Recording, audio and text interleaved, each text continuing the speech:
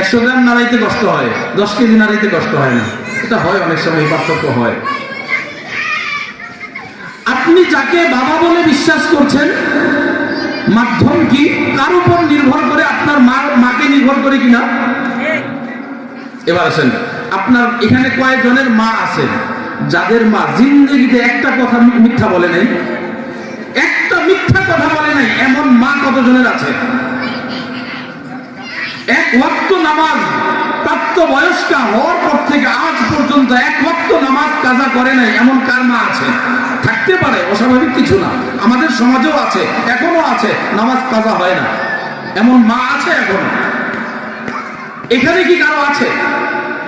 না থাকাটাই স্বাভাবিক। প্রাপ্তবয়স্কা হওয়ার পর থেকে আজ পর্যন্ত কোনো বেগানা পুরুষের দিকে তাকায় নাই, বেগানা পুরুষ তার দিকে তাকায় নাই, এমন মা কার আছে এখানে? এই পর্যন্তই বলি। তার মানে বেগানা পুরুষের দিকে আপনার মা দেখছে, তার মানে আপনার মায়ের নামাজ কাজা হয়েছে, তার মানে আপনার মা কোরআন শরীফ সহি করে পড়তে পারে না। আপনার মাকে বেগানা পুরুষ দেখেছে, বেগানা পুরুষকে আপনার মা দেখেছে। এই গুণাগুলা কি আপনার কাছে ছোট মনে হয়?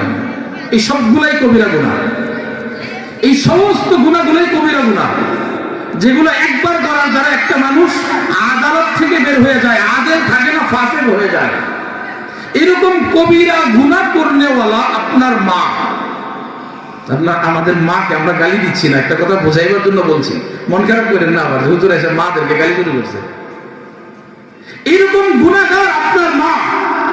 এই গুনাহগার একজন নারীর কথায় আপনি একটা মানুষকে, একটা পুরুষকে আপনি বাবা বলে বিশ্বাস করতে প্রস্তুত? কেমন প্রস্তুত? আপনি এখন যাকে বাবা বলে বিশ্বাস করেন, আমরা এই মজলিসের হুজুর শ্রোতা, বক্তা শ্রোতা সবাই মিলে উঠে দাঁড়ায় বললাম যে না,